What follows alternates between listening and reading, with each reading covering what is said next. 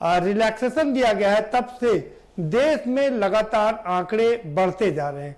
पहले 3000 आंकड़े जब आए थे, प्रतिदिन 3000 लोग बढ़ रहे थे, तब डराने वाले डरा रही थी तस्वीरें, लेकिन अब 4000 पर एक बार आकर के रुका। कई दिन तक लगातार 4000 ये बढ़ते रहे और 4000 से बढ़ करके 5000 हुए और अब 6000 से बढ़ करके 6500 6665 ये है कुल मामले। और कुल पिछले 24 घंटे में 6665 मामले जो हुए, इससे आप अंदाजा लगा सकते हैं कि कितनी गंभीर चुनौती है देश में।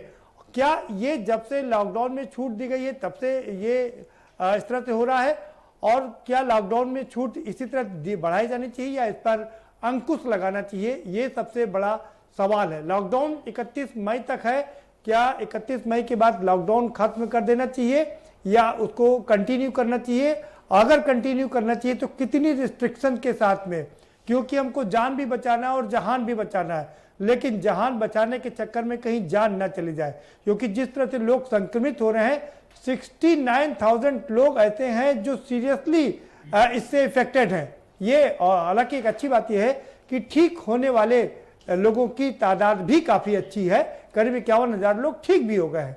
लेकिन इन सब के बीच जो सबसे डराने और चौंकाने वाली बात यह है कि छूट के कारण लगातार इसमें मरीजों की संख्या बढ़ रही है, और हम इसी पर चर्चा करेंगे। साथ साथ में वैक्सीन को भी देखेंगे कि कहां तक पहुंची वैक्सीन अभी बनी नहीं है, लेकिन उसको बुक कराने की कवायद भी शुरू हो गई है।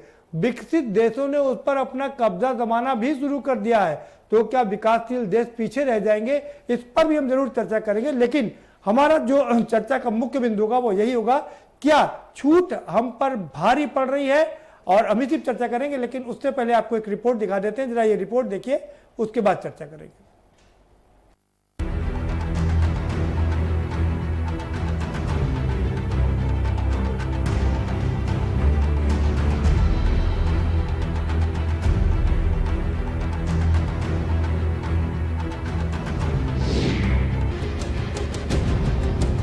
देश भर में कोरोना का कोहराम अभी जारी है।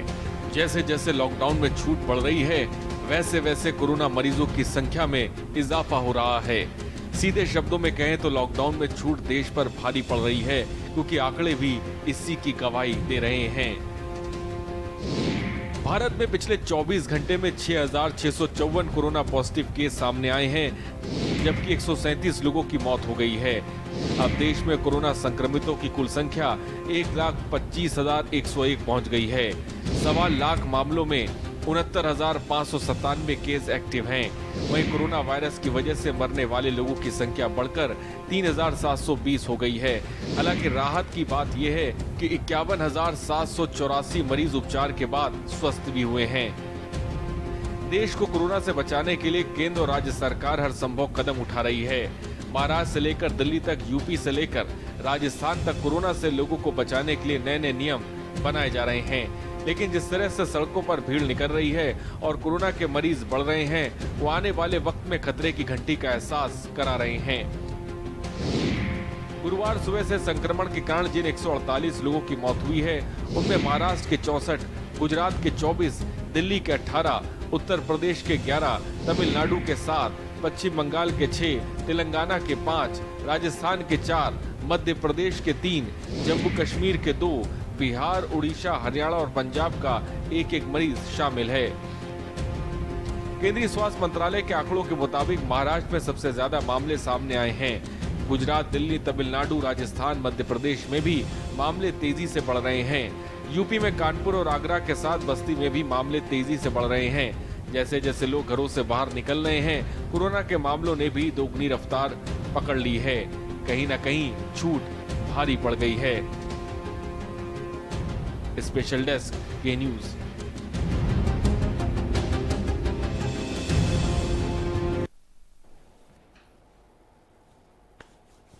जी हाँ, छूट पड़ रही है भारी, यही सबसे बड़ा सवाल है। हमारे साथ खास मेहमान जुड़ चुके हैं, उनसे हम आपका परिचय करा देते हैं। रामनिवास यादव जी जुड़े हुए हमारे साथ में, भारतीय जनता पार्टी के नेता हैं। स्वागत है आपका रामनिवास जी। कैप्टन एसके द्विवेदी साहब हमारे साथ जुड़ चुके हैं, बहुत ही सीनियर पूर्व आईएएस हैं, आपका भी बहुत स्वागत है। और सचिन रावत हमारे साथ जुड़े हुए हैं, कांग्रेस के नेता हैं और अब से कुछ देर बाद एक और खास मेहमान हमारे साथ जुड़ने वाली है और वो जब जुड़ेंगी तो हम उनसे आपका परिचय जरूर कराएंगे। सीधा कैप्टन एस के द्विवेदी साहब का रुख करते हैं। सर, आपसे समझना चाहेंगे कि लॉकडाउन में काफी हद तक रियायत दे दी गई है, छूट दे दी गई है, क्या ये छूट हम पर भारी पड़ रही है क्या? देखिए, जहाँ तक प्रश्न छूट का है जी, लॉकडाउन एक इमरजेंसी क्लॉज होता है। जब कोई अप्रत्याशित घटना होती है तो ऐसी परिस्थिति में शासन प्रशासन और जो कार्यकर्ता टीम होती है वो अपनी तैयारी आगे के लिए कर ले, उसके लिए लॉकडाउन की व्यवस्था है। दुनिया में कहीं भी ऐसा नहीं है कि लॉकडाउन अनिश्चित काल के लिए चलेगा। हमारे यहाँ दिक्कत क्या हो गई कि जब तबलीगी जमात के लोग छूटे और पूरे भारतवर्ष में फैले और उन्होंने इस वायरस को इस कदर फैलाया कि ऐसा लगा कि ये लोग उसके एजेंट थे। शासन प्रशासन सरकारों को उस समय जागना चाहिए था, उस समय ये प्रिवेंटिव मेजर्स लेने चाहिए थे कि इस प्रकार की घटना की पुनरावृत्ति न हो। लेकिन आपने देखा ये जो लार्ज स्केल मजदूरों का पलायन अभी हुआ है, ये एक बहुत बड़ा फैक्टर हो गया। हम लोग मजदूरों के इस व्यवस्था में जुड़े हुए हैं पूर्वांचल समाज से होने के कारण। मैं उत्तर प्रदेश भोजपुरी समाज का प्रदेश अध्यक्ष भी हूँ, तो बहुत सारे लोगों को यहाँ से बिहार भेजना, यहाँ से पूर्वांचल के जनपदों में भेजना, हमारे वॉलंटियर्स इस पे काम कर रहे हैं। हमने इस प्रकरण को गंभीरता से लेने की, गंभीरता से समझने की कोशिश की। आपको अगर याद हो तो आज से 3 दिन पूर्व एम्स के डायरेक्टर, जो एक बड़ी मानी जानी हस्ती हैं, डॉक्टर रणबीर भदौरिया, उन्होंने प्रेस के माध्यम से, आप लोगों के माध्यम से जनता से एक अपील की थी कि ऐसा नहीं है कि लॉकडाउन समाप्त हो जाएगा या जब भी समाप्त होगा तो कोरोना वायरस खत्म हो जाएगा या ये बीमारी समाप्त हो जाएगी। हमको इस बीमारी के साथ रहना है जैसे हम अन्य बीमारियों के साथ रहते हैं। हमको अपने प्रिकॉशंस लेने हैं, अपने बचाव करने हैं। जो सक्सेसफुल मॉडल्स हैं उनको देखना है। आप भारतवर्ष का उदाहरण ले लीजिए। भारत का एक प्रदेश है केरल जी, जहां के बहुत सारे लोग विदेशों में थे और इस बीच में लॉकडाउन के समय में या लॉकडाउन से जस्ट पहले आए हैं भारतवर्ष, उनका अवतरण हुआ। वहां पर केसेस बहुत सारे थे, लेकिन प्रदेश सरकार और लोगों की सूझबूझ से उन्होंने उस पर पूरा नियंत्रण कर लिया।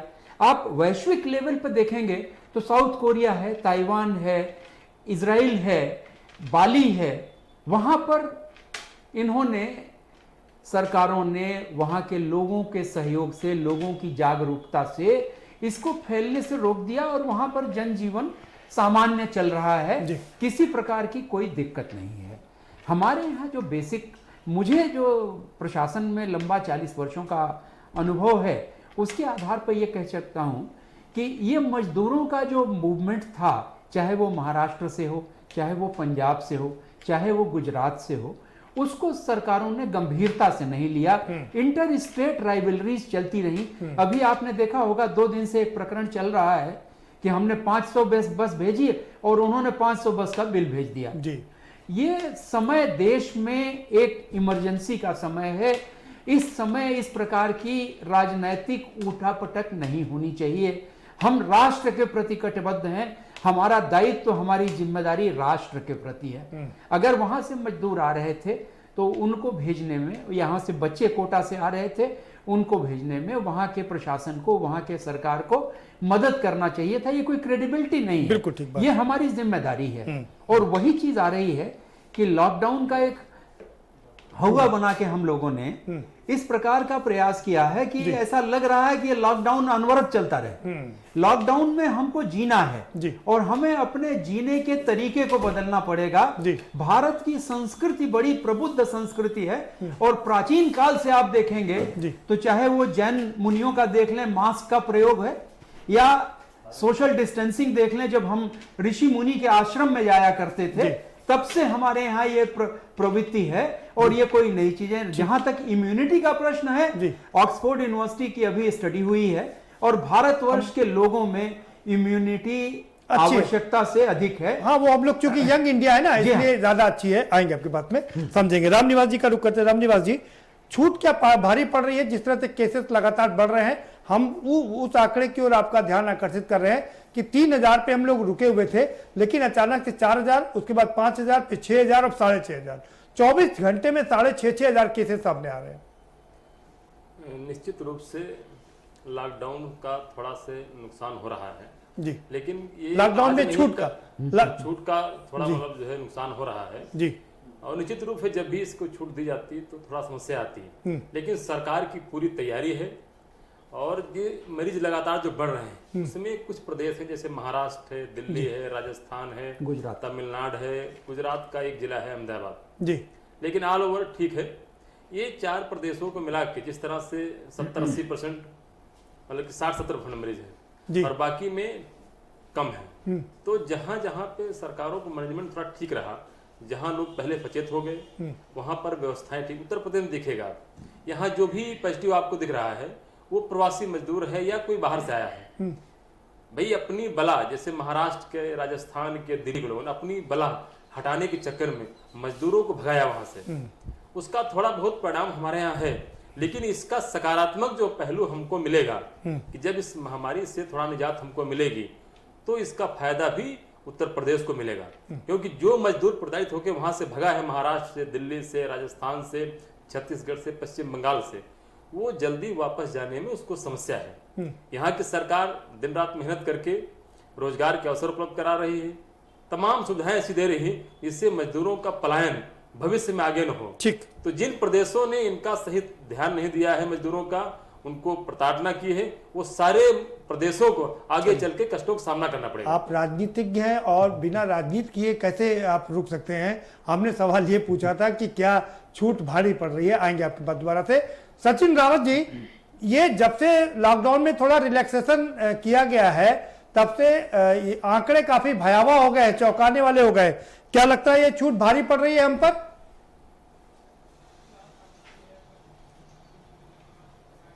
देखिए बिल्कुल प्रदीप जी, जहां तक आपने देखा होगा कि जब लॉकडाउन पहला चरण था उसके बाद जब धीरे धीरे केस बढ़ते हुए गए, लॉकडाउन 2 हुआ, लॉकडाउन 3 हुआ, आज लॉकडाउन 4 चल रहा है और देश में 1.25 लाख से ज्यादा कोरोना संक्रमित लोग हो गए हैं। अब क्या समझा जाए कि जो लॉकडाउन में जो छोटी छोटी चरणबद्ध तरीके जो छूट है, इसमें सोशल डिस्टेंसिंग कहीं नहीं नजर आ रही है। आपने देखा होगा जिस प्रकार बाजार खुले हैं या कहीं पर भी आपने देखा होगा कोई सोशल डिस्टेंसिंग नहीं देखी जा रही है। लगातार इससे भयावह रूप हो सकता है, क्योंकि आपने देखा होगा जब एम्स के गुलेरिया साहब ने कहा था कि जून जुलाई में ये आक्रामक रूप लेगा और आने वाले समय में ये भयावह स्थिति उत्पन्न हो सकती है।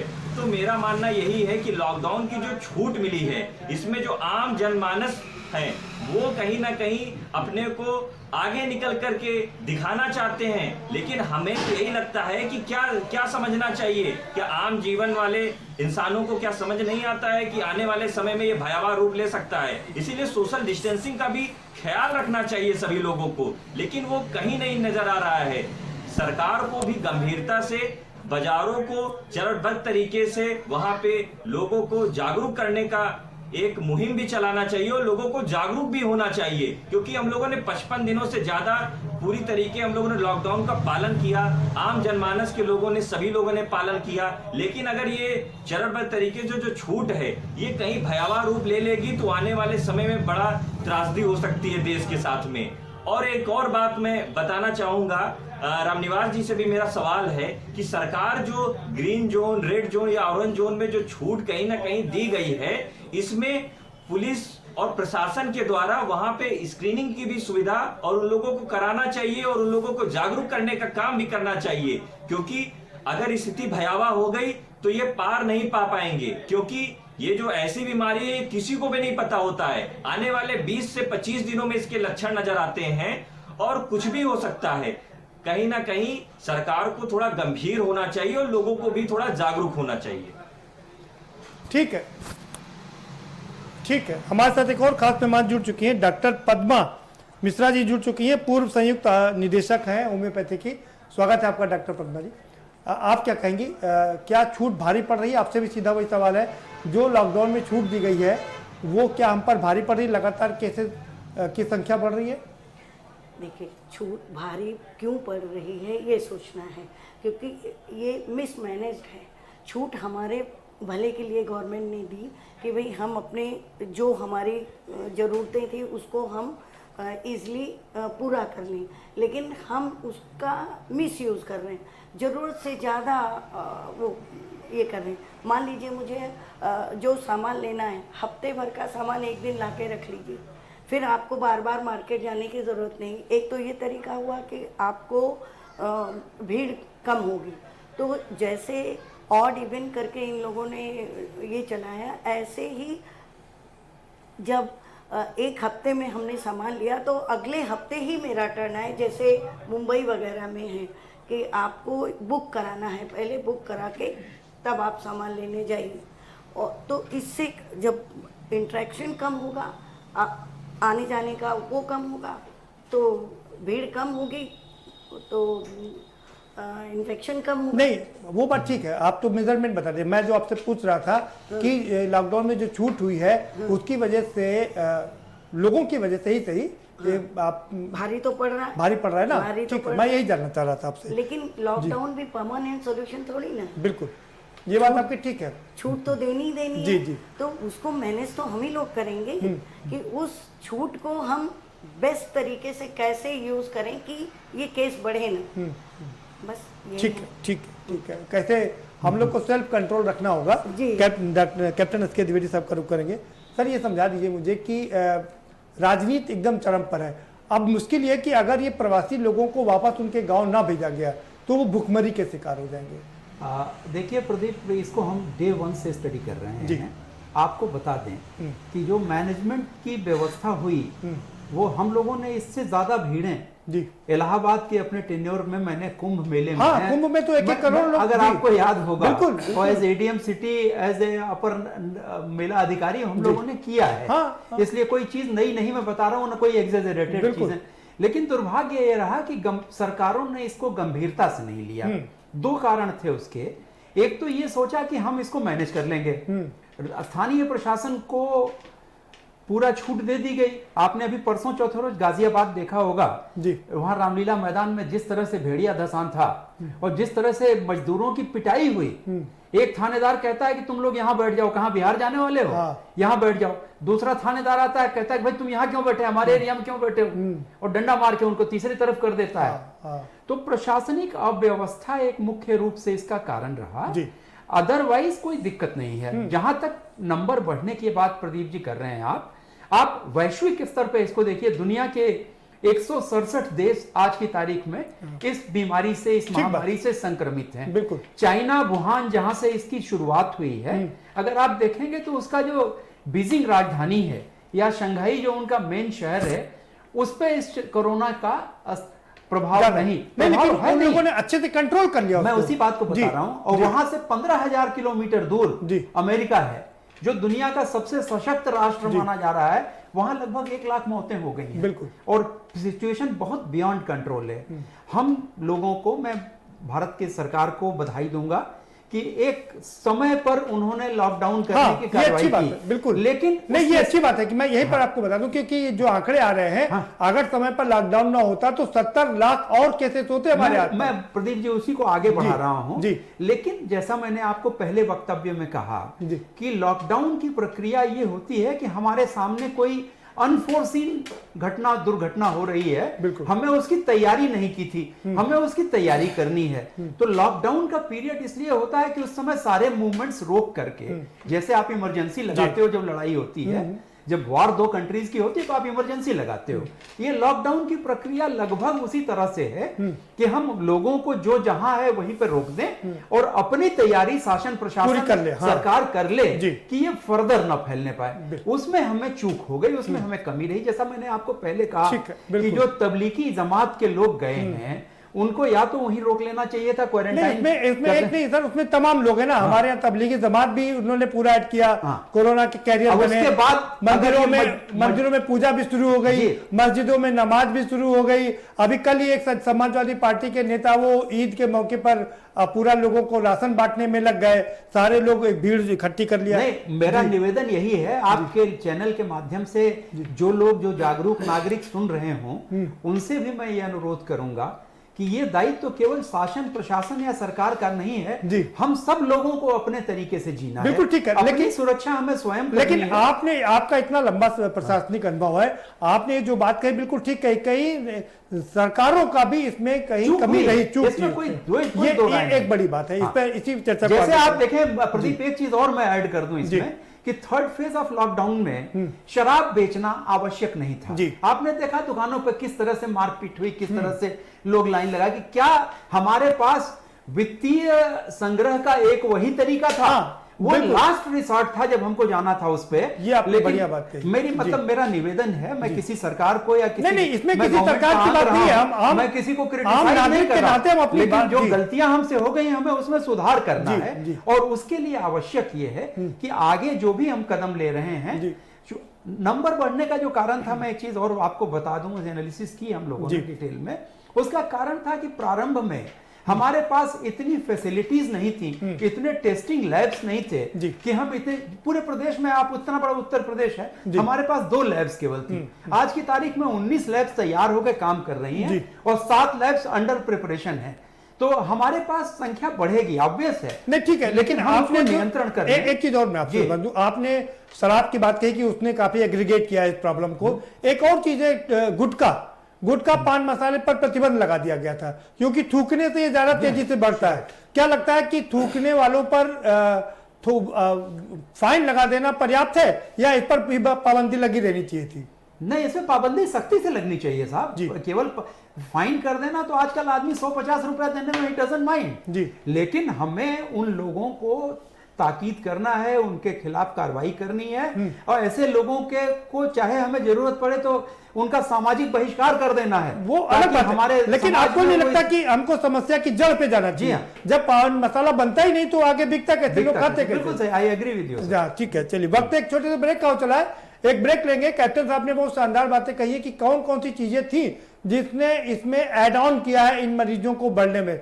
लॉकडाउन इसलिए खोला गया था, रिलैक्सेशन इसलिए दिया गया था क्योंकि लंबे समय तक इसको आगे कंटिन्यू नहीं किया जा सकता था, लोगों को छूट देनी ही देनी थी, क्योंकि जान के साथ हमको जहान भी बचाना था, इसीलिए लॉकडाउन में छूट दी गई थी। लेकिन लोग उसका अनड्यू एडवांटेज उठा रहे हैं, जिसकी वजह से संख्या लगातार बढ़ रही है, और इसके साथ साथ में कुछ चूक भी हुई है जिसकी ओर पूर्व आईएएस कैप्टन एसके द्विवेदी इशारा कर रहे हैं। हम इसी पर चर्चा को आगे बढ़ाएंगे, लेकिन एक छोटे से ब्रेक के बाद।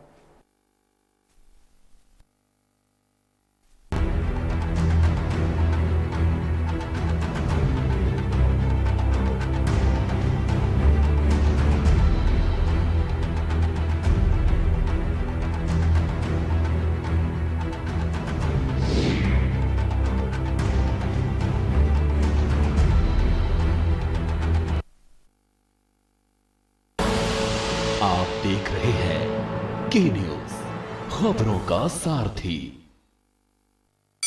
Mount Litra Z School, Unnao, #1 in academics, #1 in sports, best teachers, best result, smart classroom, best transport facility, world class infrastructure के साथ Mount Litra Z School, Unnao। खुदी को आजमाया है तो ये अंदाज आया है, खुदी को आजमाया है तो ये अंदाज आया है। तुम में भी मैं हूं, शुद्ध प्लस पान मसाला। केबल ऑपरेटर्स जो पहुंचाते हैं आप तक हमारी हर बात, सजगता और समझदारी जिनकी है पहचान, जो है कोरोना योद्धा, जो है जिम्मेदार, इन कोरोना योद्धाओं को के न्यूज का सलाम। आप हैं तो हम हैं, आपके बिना हम कुछ नहीं। देश भर के केबल ऑपरेटर्स कोरोना योद्धाओं का के न्यूज की तरफ से हार्दिक अभिनंदन।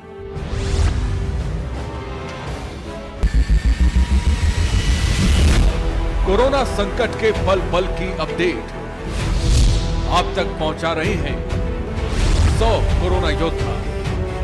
भरत सेठी, सारिका गुप्ता, अभिनव माथुर, मधुर मोहन दुबे, सनी कुमार, सोनू खान, दीप गुप्ता, अनिल मीणा, वेदेंद्र प्रताप शर्मा, कुलदीप अवस्थी, दरवेंद्र सिंह चौहान, जितेंद्र चौहान, रजनीश त्रिपाठी,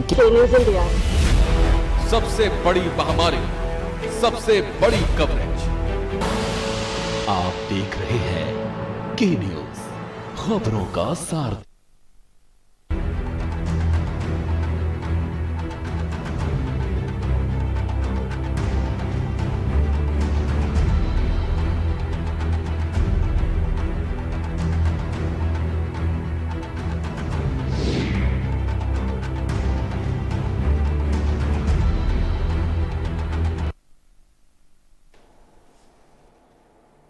ब्रेक के बाद आपका स्वागत है और हम चर्चा कर रहे हैं कि क्या छूट पड़ी है भारी। ये अपने आप में बड़ा सवाल है, क्योंकि जब से छूट मिली है लोग उसका अनड्यू एडवांटेज ले रहे हैं। और जैसा डॉक्टर साहब हमें बता रही थी, डॉक्टर पद्मा मिश्रा में बता रही थी कि हमको अगर कई चीजें खरीदनी की होती है हम एक एक चीज खरीदते हैं। मसलन हम आपको बता रहे हैं, अगर हमें सब्जी खरीदनी होती है तो हम एक दिन धनिया खरीदने जाते हैं, एक दिन मिर्चा खरीदने जाते हैं, फिर एक दिन टमाटर खरीदने जाते हैं, तब उसकी चटनी बनाते हैं। हम अगर एक ही दिन तीनों सामान खरीद लाएं और घर में रख लें तो मुझे 3 बार नहीं जाना पड़ेगा। शायद उनका इशारा ऐसी होता कि हम लोग घूमने निकल पड़े, जैसे लग रहा सैर सपाटे के निकल पड़े हैं, और उस सैर सपाटे का खामियाजा हम लोगों को भुगतना पड़ रहा है, पूरे देश को भुगतना पड़ रहा है। आएंगे हमारे साथ में रामनिवास जी। रामनिवास जी पूर्व IAS हैं कैप्टन SK द्विवेदी जी, वो उन्होंने बताया कि कई जगह पर चूक हुई है जिसकी वजह से ये खामियाजा हमको भुगतना पड़ रहा है। क्या कहेंगे आप? प्रदीप जी, निश्चित रूप से कुछ जगहों पर चूक हुई जी। जैसे महाराष्ट्र में हुई, दिल्ली में हुई, राजस्थान में हुई, छत्तीसगढ़ में हुई। ये चूक इसलिए हुई नहीं कि जैसे अभी मैं आपको करेक्ट कर सुन लीजिए, एक बात सुनिए, मुझे करेक्ट करने दीजिए।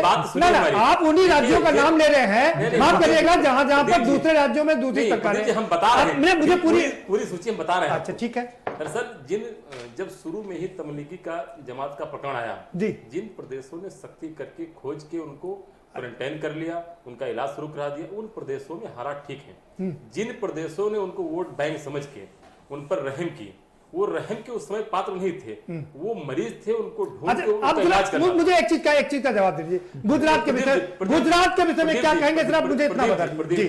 मैं वही बात बता रहा हूँ। तो वहां पर थोड़ा हालात ज्यादा गंभीर हो गए। जहां पर से उत्तर प्रदेश में हमको लगा कि 2 से 3 दिन के अंदर जैसे तबलीगी जमात के लोग आए, मुख्यमंत्री सख्ती करके सबको खुजवाया।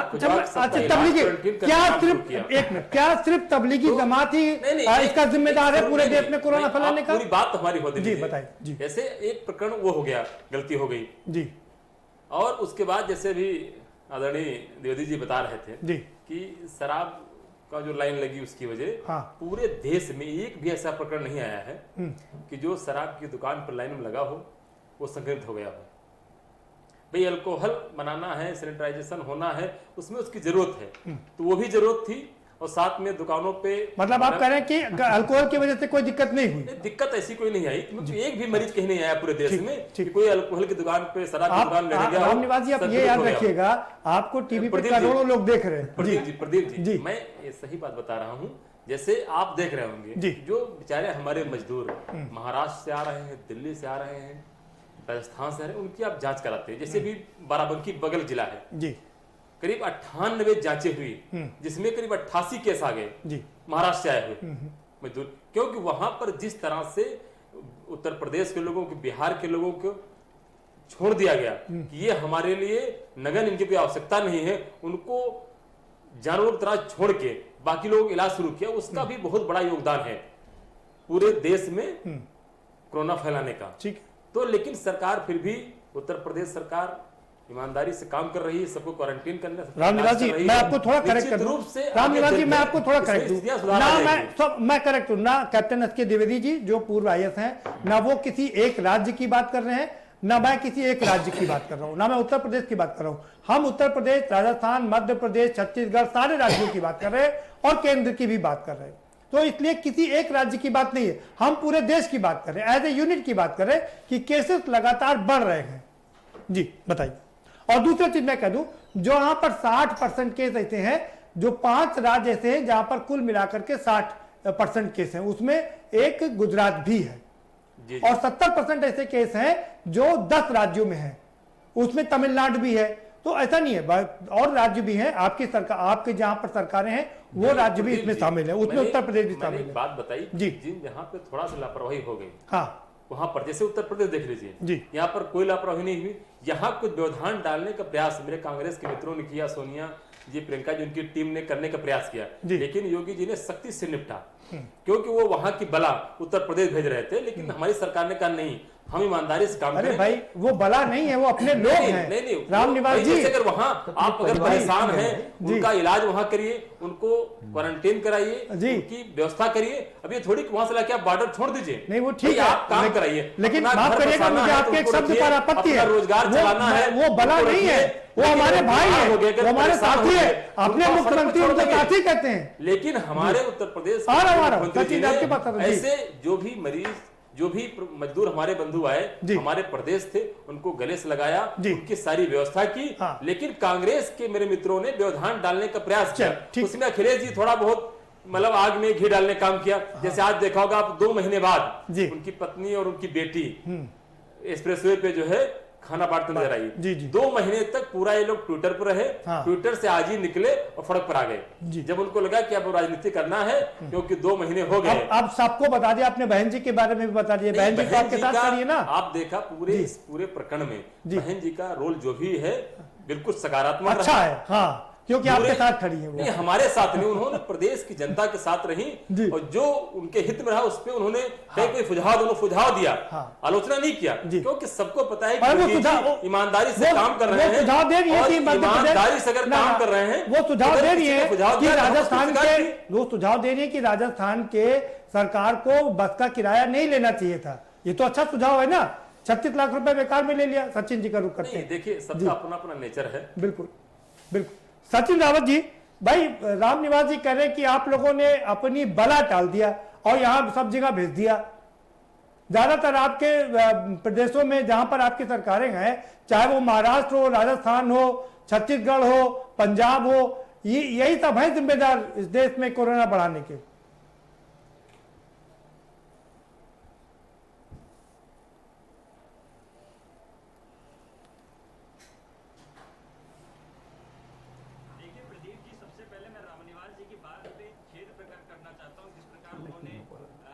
है मुझे उनके इस शब्द पे कि कोई बला है, क्योंकि इनके एक मंत्री का भी आपने वर्जन सुना होगा, उन्होंने डाकू बदमाश कहा था श्रमिक भाइयों को।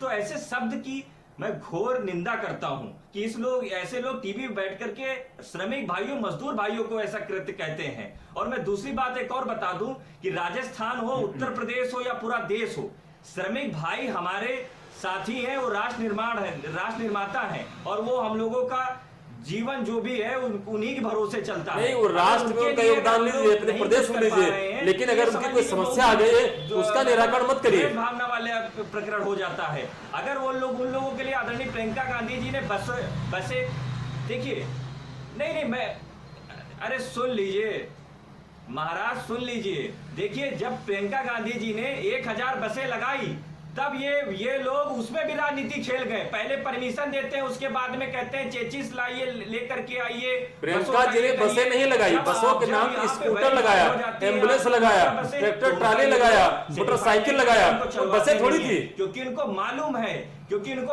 ये कि मजदूरों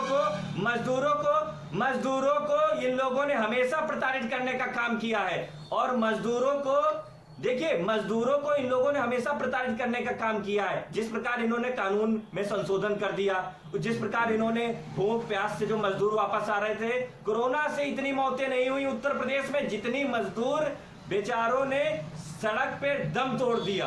ये बड़ा दुर्भाग्यपूर्ण लगता है इस सरकार के।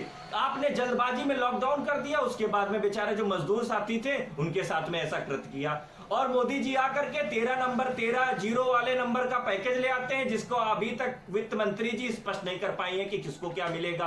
आप उन लोगों को लोन दे रहे हैं, क्या उन लोगों को कर्जदार बनाएंगे? ये आप बताइए। जिस प्रकार राहुल गांधी जी ने स्पष्ट तौर पे कह दिया कि आज मजदूरों को त्वरित उनको न्याय योजना के तहत में उनके खाते में रुपए देने की पेशकश करनी चाहिए। सरकार सिर्फ और सिर्फ गोलमोल रवैया निभाती है। सचिन रावत जी, मेरा एक सवाल आपसे है, किट का घोटाला, सवाल सुन लीजिए। सरकार भारतीय जनता पार्टी की, सवाल सुनिए सचिन रावत जी, ने उनके खिलाफ मुकदमा दर्ज करने का काम किया। सचिन रावत जी, एक सवाल सुन लीजिए। ये लोग ऐसे समय लेकर के आते हैं। सचिन रावत जी, एक सवाल सुन लीजिए, सवाल सुनिए। सवाल यह है, सरकार भारतीय जनता पार्टी की, देश ने सरकार चुनी है भारतीय जनता पार्टी की, और आप चाह रहे हैं कि सारी योजनाएं आपकी लागू कर दी जाए।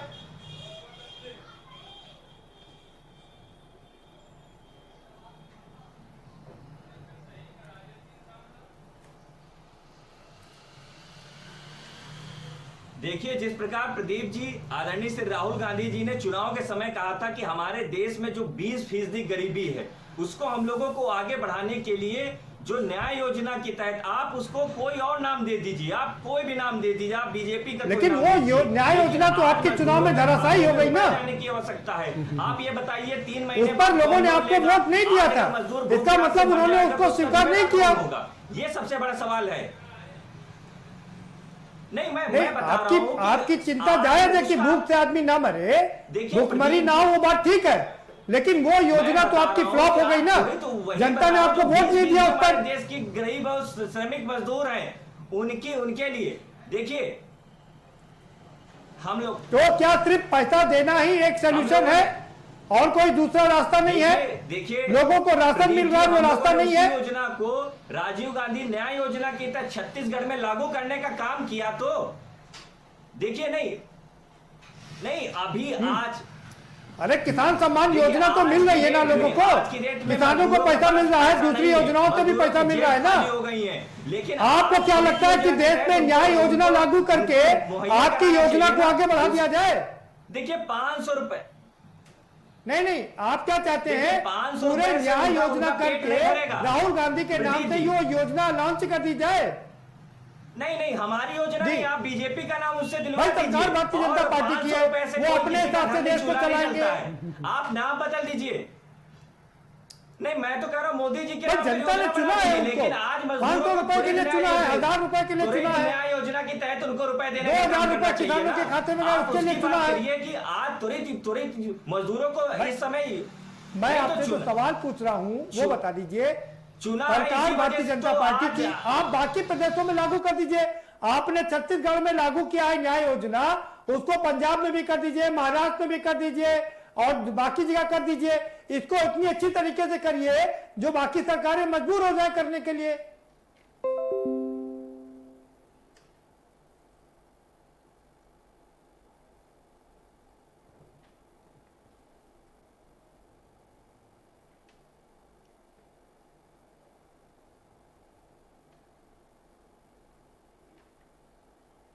चलिए आता हूं, कैप्टन साहब कब करोगे क्या? सर आप कुछ बोलना चाह रहे थे, आप अपनी बात रख लीजिए। फिर 2 बातें कहना चाह रहा जी। था। देखिए, ये राष्ट्र 200 वर्षों तक गुलाम रहा है जी। 800 वर्षों तक इसने त्रासदी झेली है, जो बाहर से लोग आए, लूट के ले गए। बिल्कुल, सोने की चिड़िया जिस जमाने में कहा जाता था जी। जब से हम आजाद हुए हैं 47 के बाद देखिएगा, 1962 की लड़ाई हुई, 1965 की लड़ाई हुई, 1971 की लड़ाई हुई, इस देश ने झेला है। हम लोग 71 की लड़ाई तो याद है, 65 की लड़ाई भी याद है, देखा है जी।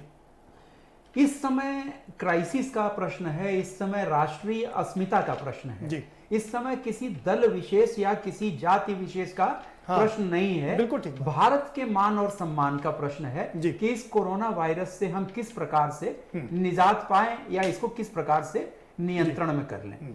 तो ये कहना कि हम फला प्रदेश में ये कर रहे हैं, फला देश में ये कर रहे हैं, ये जो पैसा है वो हमारे आपके ही टैक्स की मनी है, किसी के जेब से नहीं आया है। गरीब मजदूर शुरू से दबा कुचला था, आज उसकी स्थिति और खराब हो गई है, चाहे किसी भी पार्टी की सरकार हो। आप हमारे भारतीय जनता पार्टी के वक्ता हैं, मैं क्षमा करूं कि चाहूंगा, हमारे 3 NGO से एसोसिएशन है लखनऊ में, और हम लोग नित्य देख रहे हैं कम से कम 10,000 लोगों को फूड पैकेट्स और राशन पैकेट्स बांटे जा रहे हैं। हमने ग्राउंड रियलिटी देखी है। आप लोग जो बोल रहे हैं वो ऑफिस में बैठ के बोल रहे हैं, इसलिए मैं उस पर सहमत नहीं हूं। जो भी मजदूर अगर उत्तर प्रदेश का निवासी है या बिहार का निवासी है, हमारे प्रदेश की सीमा में चाहे उसको जबरदस्ती ही भेज दिया गया, ये प्रदेश सरकार का और उस संबंधित जनपद का दायित्व है कि उनकी देखभाल करें। उनको 6-6 दिन भोजन नहीं मिला है, बॉर्डर्स पर पूछ लीजिए। ये बड़ा दुर्भाग्यपूर्ण है। मैं चूंकि बहुत हृदय से जुड़ा हुआ इन लोगों से, और राष्ट्र के निर्माता हैं ये लोग, बिल्कुल केवल भाषण करने से काम नहीं चलता है। अगर बुनियाद किसी ने डाली है इस राष्ट्र की, तो ये गरीबों के पसीने और खून से बनी है। और ये मैं बता दे रहा हूं, आज आपके चैनल के माध्यम से भी कह दे रहा हूं कि गरीब की आह बड़ी बुरी आह होती है, और वो लगेगी 600-600 किलोमीटर लोग साइकिल चला के आए हैं, 1200 किलोमीटर, 1300 किलोमीटर तक रिक्शे में आए हैं। ये रिकॉर्ड में है। कैसे कह दे रहे हैं कि हमारी सरकार उनका ध्यान रख रही है? कौन सा ध्यान रख रही है? दूसरा, मैं एक सुझाव दूंगा प्रदीप जी, आपके चैनल के माध्यम से और हमारे आदरणीय यादव जी हैं, इनके माध्यम से प्रदेश सरकार को, कि इन मजदूरों का कोई डेटाबेस नहीं है। कितने मजदूर गुजरात गए, कितने महाराष्ट्र गए, कितने पंजाब गए। अब ये सही समय है कि हम इनका एक डेटाबेस बना लें, कितने स्किल्ड लेबर हैं, कितने नॉन स्किल्ड लेबर हैं, जनपदवार। और उनको ये जो पोस्ट कोरोना आज नहीं, कल नहीं, परसों समाप्त होगा और हम मुक्त होंगे, तो इनको हम किस प्रकार से इंगेज करेंगे? अगर इंगेज नहीं करेंगे तो अभी आपके पास एक और विकट समस्या आने वाली है, वो लॉ एंड ऑर्डर की होगी। जैसे मान लीजिए आपकी 4 भाई हैं, 3 भाई बाहर में नौकरी करते थे, एक भाई घर में अकेले खेती करता था और खाता था, 3 भाई उसकी मदद भी करते थे। आज ये चारों आ गए उसी खेती पर डिपेंड हो जाएंगे। बिल्कुल, तो आप समझ लीजिए कि ये स्थिति बहुत भयावह होने जा रही है। इसलिए ये मैं प्रदेश सरकार को, प्रदेश के हुक्मरानों को अपने अनुभव के आधार पर आगाह करना चाहता हूं कि एक अच्छी कार्य योजना, बृहत कार्य योजना, केवल ये कह देने से कि हमने मनरेगा में 50 लाख जॉब क्रिएट कर लिए, काम नहीं चलेगा। हमें पूर्वांचल को देखना पड़ेगा और इनके भविष्य की व्यवस्था करनी पड़ेगी। सर, हमें सिर्फ पूर्वांचल ही नहीं, हमको पूरे देश पे देखना पड़ेगा, क्योंकि पूरे देश के हमारे मजदूर देखिए, मेजर माइग्रेंट्स जो हैं वो यूपी और बिहार से गए। बिल्कुल, उड़ीसा, यूपी और बिहार 3 जगह के थे और छत्तीसगढ़ के 4। ठीक है, डॉक्टर पद्मा जी का रुख करेंगे। डॉक्टर पद्मा, आपको क्या लगता है कि लॉकडाउन इसको बढ़ाना पड़ेगा इसी छूट, क्योंकि जो हमारे पास रिपोर्ट आ रही है कि अगर लॉकडाउन खोला गया तो जुलाई में सबसे भयानक कांड होगा, इसका सबसे ज्यादा पीक होगा इसका? देखिए, लॉकडाउन जो छूट दी गई उससे तो प्रॉब्लम ज़्यादा इसलिए नहीं आनी चाहिए कि हम इतने एजुकेटेड हैं, हम इतने समझदार हैं। मतलब 35% वो हैं हम लोग, अभी भी अशिक्षित हैं। 65% ही हम लोग शिक्षित हैं, लेकिन और उस 65% में भी कितने लोग अंगूठा छाप हैं, क्या है ये देश ही जानता है। इतना अगर हम ये कर लें, अपने आप को कन्फाइन कर लें, अपने हिसाब से थोड़ा सा वो कर लें, प्रॉब्लम हिंदी तो नहीं, नो प्रॉब्लम एट ऑल। लेकिन प्रॉब्लम ये है ना कि अगर कन्फाइन करेंगे अपने आप को तो जीवन कैसे चलेगा? खाने के लिए तो बाहर निकलना पड़ेगा ना, काम करना पड़ेगा। जो हमारे साथी मजदूर भाई हैं उनको, वो तो रोज कुआं खोदते हैं, रोज पानी पीते हैं। कन्फाइंड इन सेंस कि जहां हम काम करने जा रहे हैं, तो लिमिटेड एरिया, लिमिटेड जगह, लिमिटेड लोग उतनी दूरी में काम करें, और जो डिस्टेंस, सोशल डिस्टेंसिंग का पालन करें, मास्क लगा लें, और सारी चीजों को उसमें लेते हुए हम काम कर सकते हैं। लॉकडाउन बहुत दिन तक प्रिवेल नहीं कराएं, क्योंकि अगर हम समझदारी से काम करें तो लॉकडाउन बहुत ज्यादा दिन तक नहीं करना चाहिए। प्रदीप जी, एक कॉन्सेप्ट दुनिया में आया है, that is called smart lockdown, जो साउथ कोरिया ने दिया है। साउथ कोरिया में, इजराइल में और ताइवान में उसका सफल प्रयोग दुनिया ने देखा है। और आपको जान के ताज्जुब होगा कि हमसे बहुत ज्यादा डेथ रेट ग्रेट ब्रिटेन की है, यूरोपियन कंट्रीज की है, अमेरिका की है। वहां पर लॉकडाउन धीरे धीरे खोल रहे हैं। उसका कारण ये है कि हम लोगों को एजुकेट कर रहे हैं, लोगों में एक भावना पैदा कर रहे हैं कि अपनी सुरक्षा आप किस प्रकार से कर सकते हैं। और जैसा कि आपने कहा कि मजदूर वे पढ़े लिखे हैं, मैं पुनः निवेदन कर दूं कि इसमें शिक्षा में ग्रेजुएशन की आवश्यकता नहीं है। ये पढ़ा लिखा होना वो होना चाहिए जो जागरूक इंसान हो। और हमारी संस्कृति इतनी प्रबुद्ध संस्कृति नहीं है। वो ठीक है सर आपकी बात, मैं दूसरी बात कर रहा हूँ। मैंने मजदूरों की नहीं बात की कि जो पढ़े लिखे नहीं है, मैंने एक ओवरऑल बताया कि आपको नहीं, जो मैं पता है उसी अच्छी को तरीके पुनः से बता रहा कि हूं। अभी भी हमारे यहाँ शिक्षा जो है शिक्षित 65% ही लोग हैं। और आपको ये भी आप तो जानते हैं सर कि केरल में जो कंट्रोल हुआ है वहां पर 100% लिटरेसी है, तो शिक्षा का प्रभाव तो पड़ता ही है ना सर। नहीं वो एग्रीड, लेकिन जो उनके केरल के प्लस पॉइंट्स हैं उनको हम अपने जीवन में एडॉप्ट कर सकते हैं। जैसे उन्होंने सोशल डिस्टेंसिंग की, तो केरला सरकार ने नहीं, क्या जब हम किया? सर शिक्षित होंगे, जब हमको सोशल डिस्टेंसिंग के बारे में पता होगा और इस वायरस के खतरनाकपन के बारे में पता होगा, तभी तो हम कर पाएंगे ना सर। इसके परिणाम पता होंगे कि कितना बिल्कुल। दूरगामी परिणाम है, जी, जी। किस प्रकार से हम इसको फैलाते हैं। ठीक है राम निवास जी, कैप्टन साहब एक बहुत गंभीर उसकी कर रहे रुख बता रहे हैं, और हम लोग भी लगातार चेतावनी दे रहे थे कि अगर अभी तक कुछ काम नहीं किए गए, ग्राउंड नहीं बनाया गया, तो बहुत मुश्किल में पड़ जाएगा प्रदेश भी और देश भी, क्योंकि भुखमरी और इस जो बेरोजगारी, ये दोनों चीजें लॉ एंड ऑर्डर की सिचुएशन को खराब कर सकती हैं। प्रदीप जी, निश्चित रूप से समस्या है जी, लेकिन जिस तरह से प्रदेश में माननीय मुख्यमंत्री जी, देश में प्रधानमंत्री जी लगातार इन सारी समस्याओं का एनालिसिस करके सब पे पार पाने का प्रयास कर रहे हैं। आपने देखा होगा कि उत्तर प्रदेश में जितने भी मजदूर भाई हमारे आए हुए हैं, सबको रहने की व्यवस्था, उनके खाने की व्यवस्था, अभी हमारे कांग्रेस के मित्र कह रहे थे कि हमने 1500 रुपये दिया। पूरे देश में 6,000 रुपये साल में किसान सरकार हमारी दे रही है, 1,000 रुपये मजदूर को दे रही है, जो जनधन खाते में है 500 रुपये उसमें डाल रही है, फ्री गैस दे रही है, एक मोटा मोटा 8,000 रुपये पर मंथ जो है, मतलब साल में ठीक ठाक अमाउंट हो जाएगा। और सबको राशन देने का काम कर रहे हैं फ्री में, और बाकी फ्री के अतिरिक्त अगर किसी को चाहिए। कहने का मतलब है कि 8,000 रुपया प्रति परिवार मिल जाएगा क्या? नहीं जी, जैसे मैंने आपसे कहा ना कि अभी से 6,000 रुपये, उसके बाद हर महीने 1,000 रुपये हम दे रहे हैं मजदूरों को, और 500 रुपये जनधन का। सर माफ करिएगा, वो और अलग फिर अलग भी है। आप उसको सबको उपलब्ध कर दे रहे हैं। सुन लीजिए, देश के 82 करोड़ लोगों को हम मुफ्त लीजिए। राशन देने राम की निवासी व्यवस्था कर रहे हैं। सुन लीजिए साहब, तो निश्चित वो रूप से किसानों को 2,000 रुपए अलग है, वो 4 महीने में 2,000 दिया जाता है, मजदूरों को 1,000 अलग है, और 500 रुपए दिए जा रहा है वो जनधन खाते में, वो अलग है।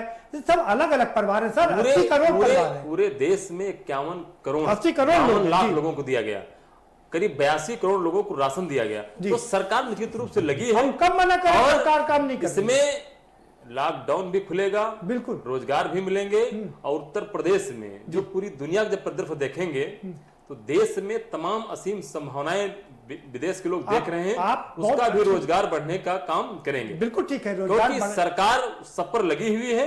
और देखिएगा जिस तरह से पहले महामारियां आती थी, उसका रास्ता बढ़ती थी, देखिएगा इस देश में कहीं कुछ नहीं होगा, कुछ जगहों पर होगा।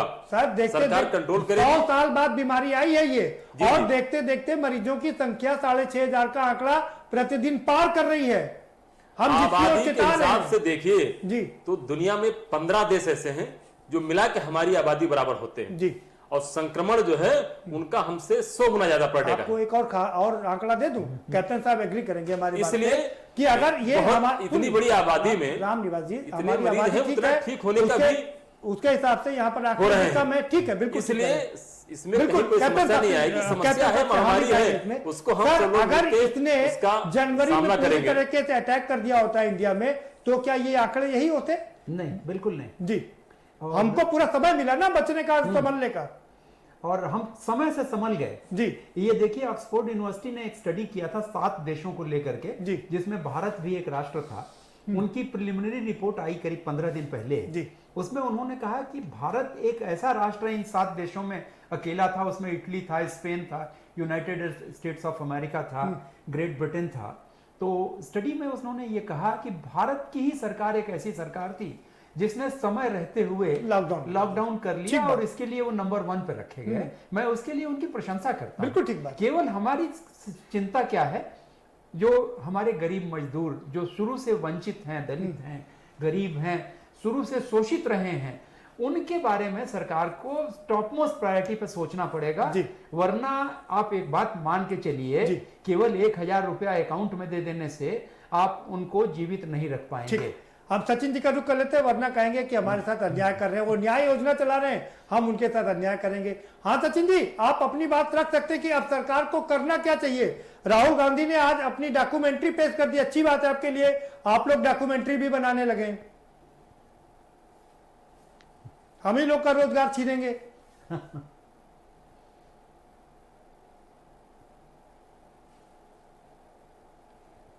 कनेक्ट नहीं हो पा रहा है।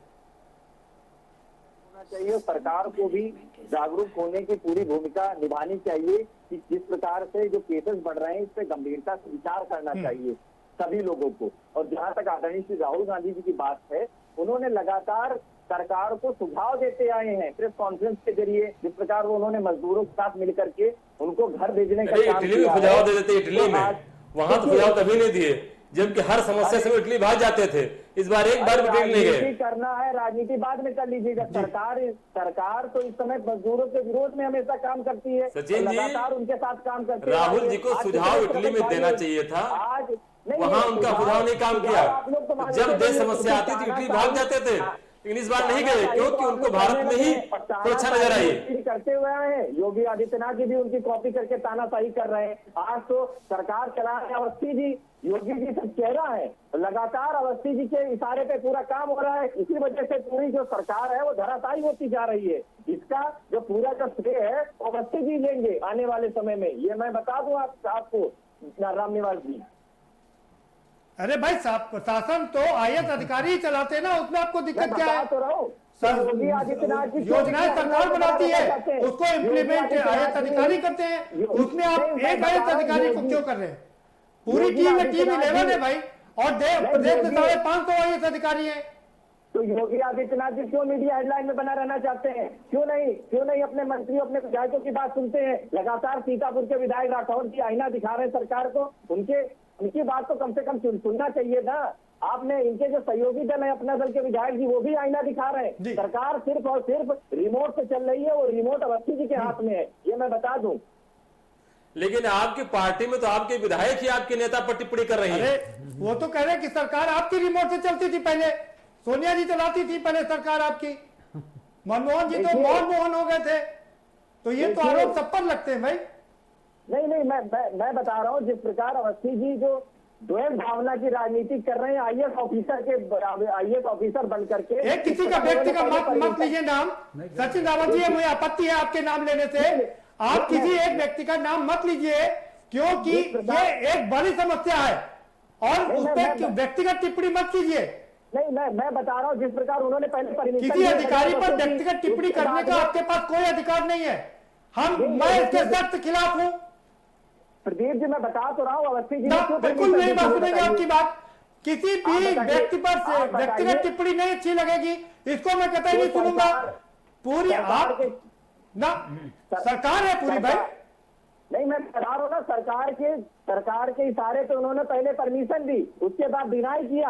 आज 33 और वो मांग रहे हैं बसों के सर्टिफिकेट। आज अपनी बसों का सर्टिफिकेट दिखाइए कि कितनी रोडवेज बसें सरकार परमिशन देती है, ऐसा नहीं होता है।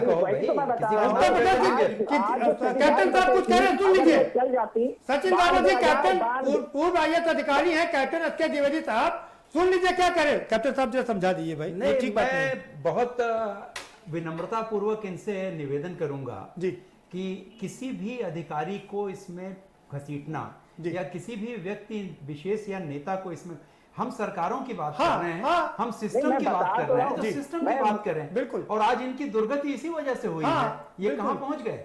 बिल्कुल सही कह रहे हैं। सिस्टम और सिस्टम खराब है तो राज्यों के भी सिस्टम खराब है। और जहां चाहे भारतीय जनता पार्टी की सरकार हो, चाहे कांग्रेस की हो, चाहे किसी की भी हो, हम सिस्टम की बात कर रहे हैं। चलिए, बहुत शुक्रिया सभी मेहमानों का, बहुत शुक्रिया इस चर्चा में शामिल होने के लिए। तो हम कुल मिलाकर ये कह सकते हैं कि छूट हम पर भारी पड़ रही है, क्योंकि जिस तरह से केसेस लगातार बढ़ रहे हैं, 3000 पर काफी लंबे समय तक ये आंकड़ा रुका हुआ था, लेकिन अचानक से फिर 4000 पर आकर के थोड़े दिन रुका, और 4000 पार करके फिर 5000 आया, और 5000 के बाद अब 6000 और 6500। जिस तरह से ये संख्या लगातार बढ़ रही है, इससे भयानक परिणाम सामने आ सकते हैं। तो सवाल सबसे बड़ा यही है कि क्या छूट का अनड्यू एडवांटेज लेने के कारण ही वो हम पर भारी पड़ रही है, और अगर छूट न दी जाए तो ये कब तक लॉकडाउन चलेगा, ये भी अपने आप में सबसे बड़ा सवाल है। फिलहाल इस कार्यक्रम में इतना ही। आप हमें दीजिए इजाजत और बाकी खबरों के लिए देखते रहिए के न्यूज इंडिया।